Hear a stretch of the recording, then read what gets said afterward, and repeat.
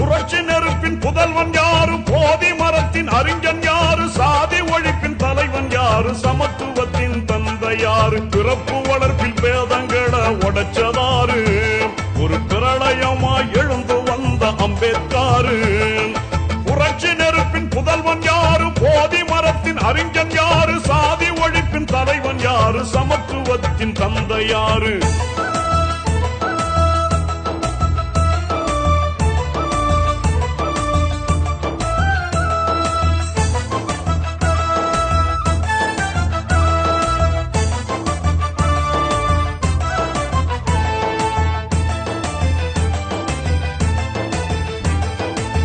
சமத்துவ பூமலரே சட்டம் வடிச்சவரு, சாதி வெறி கொடுமையின் சங்க அறுத்தவரு,